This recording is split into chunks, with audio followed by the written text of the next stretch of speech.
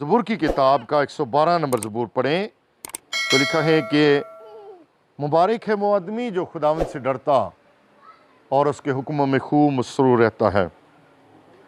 उसकी नस्ल ज़मीन पर ज़ोरावर होगी, रास्तबाजों की औलाद मुबारक होगी। माल दौलत उसके घर में है और उसकी सदाकत तबद तक कायम है।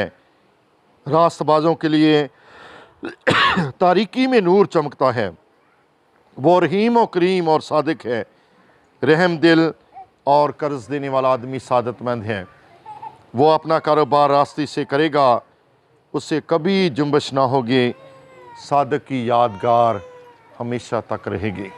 खुदा के कलाम के पढ़ें, सुने समझे और कबूल किए जाने पर खुदा की ख़ास बरकत हो। आमीन। आज शाम जब हम अपने भाई की यादगारी की इस इबादत में शरीक हैं, मैं कुछ देर यहाँ पर इस बात को बताना चाहता हूँ कि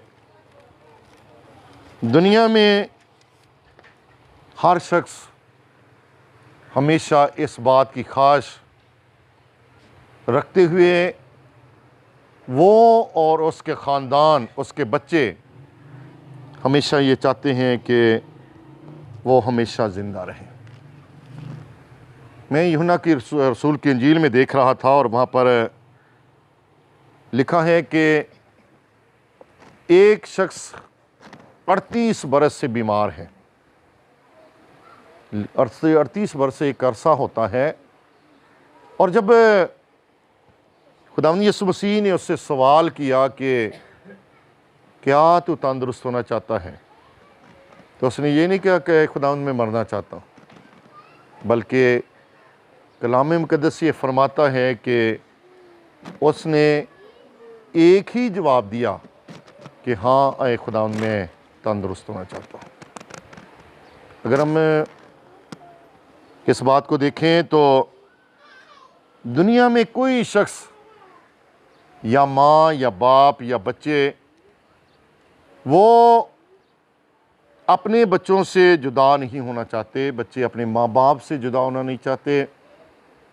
लेकिन कलाम मुक़द्दस की ये हकीकत है कि मौत और अदालत का होना लाज़मी है। और ये भी है कि जो औरत से पैदा हुआ, कलाम मुक़द्दस में लिखा है कि वो थोड़े दिनों का है।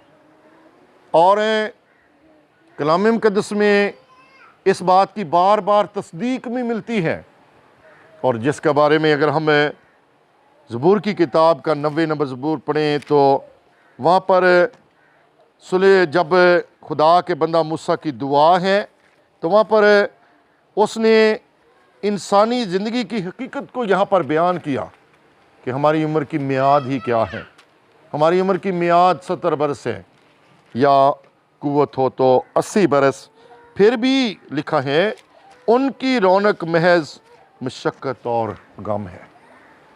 लेकिन यीशु मसीह के होते हुए जब हम खुदावंद में ईमान के साथ ज़िंदगी को बसर करते हैं तो ईमानदार होते हुए जब हम यीशु मसीह के हैं, यीशु मसीह हमारा निजात दहिंदा है, जिसके बारे में यहाँ पर पालूस ने इस बात का भी ज़िक्र किया कि जब हम इस बात पर यकीन रखते हैं कि हमारा खुदावंद यीशु मसीह मर गया, जी उठा, उसने मौत और कब्र पर फतह पाई, तो यहाँ पर लिखा है कि हमें इस बात पर ईमान होना चाहिए कि जो खुदावंद में सो गए हैं वो उसी के वसीला से एक दिन आएगा कि वो जी उठेंगे। इसीलिए यहाँ पर वो इस बात को यहाँ पर बयान करता है। बेशक माँ बाप का दुख, ख़ासकर जब घर के सरबराह का दुख होता है, उसके बिछड़ जाने का दुख होता है, तो वो दुख ऐसा होता है जो बर्दाश्त के लायक नहीं होता। लेकिन यहाँ पर खुदा का कलाम पलूस की मार्फत जो तसल्ली का पैगाम है, लिखा है कि हम बादलों पर उठाए जाएंगे, हवा में खुदावंद का इस्तकबाल करेंगे। और यहाँ पर एक ईमानदारों के लिए तसल्ली की बात यह है कि हम हमेशा खुदावंद के साथ रहेंगे। इसलिए यहाँ पर यीशु मसीह ने इन बातों को फरमाया। और यूहन्ना रसूल की इंजील में जब यहाँ पर लाजर जो मर गया है, वो 4 दिन हो गए उसे मरे हुए। और यहाँ पर एक बात और भी मैं यहाँ पर बताना चाहता हूँ।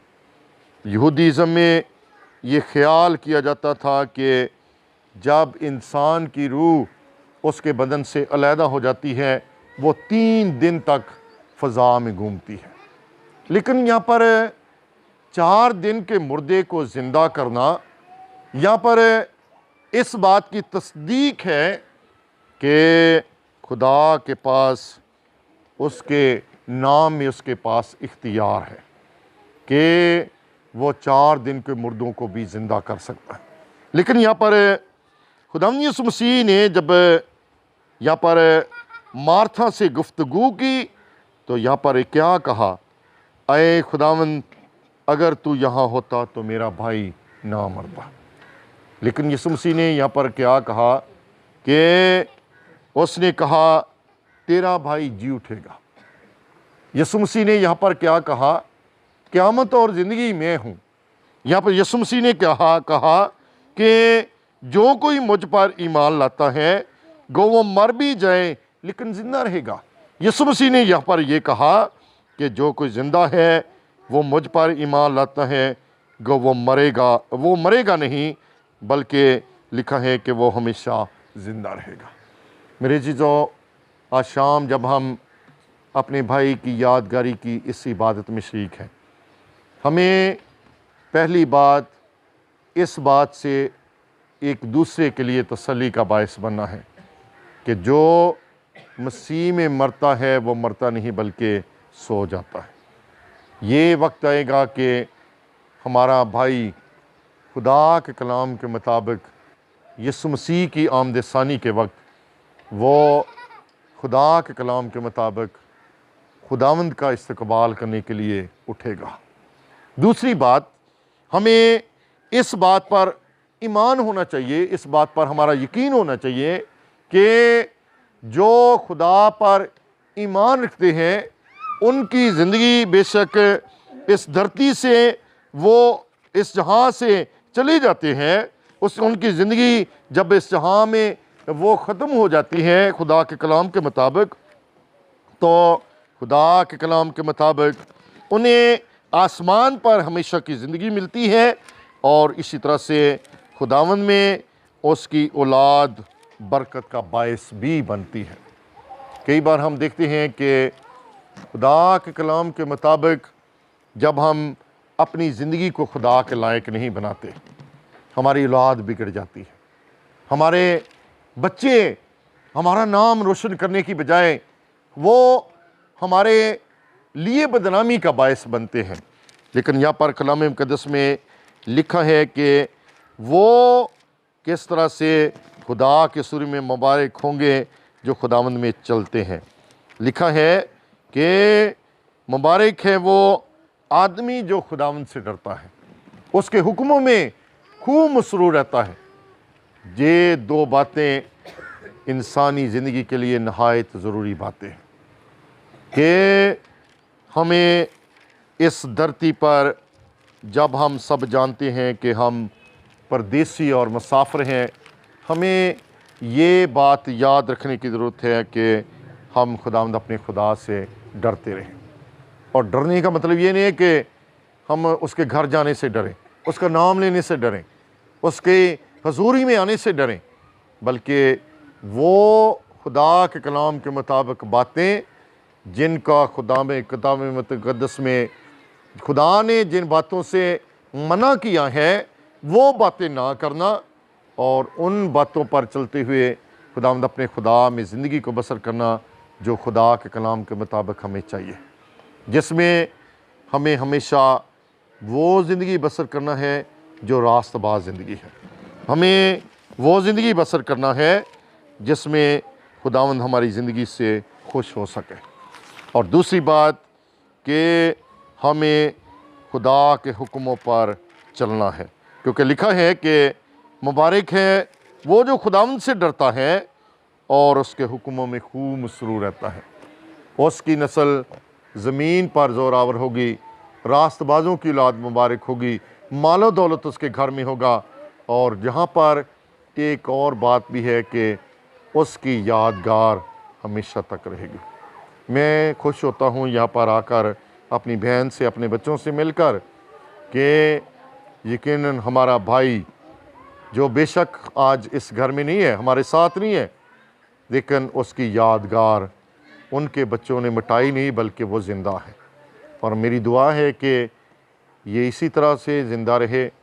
हमारे बच्चे, बहन, बेटे, बेटियां हमेशा उस यादगारी को कायम रखें और हमेशा इस बात के साथ चलें कि मेरे बाप ने किस तरह से इस धरती पर ज़िंदगी बसर करनी है और मुझे किस तरह से करनी चाहिए, क्योंकि जब हम ऐसा करेंगे खुदा के सूर से हम बरकत को हासिल करेंगे।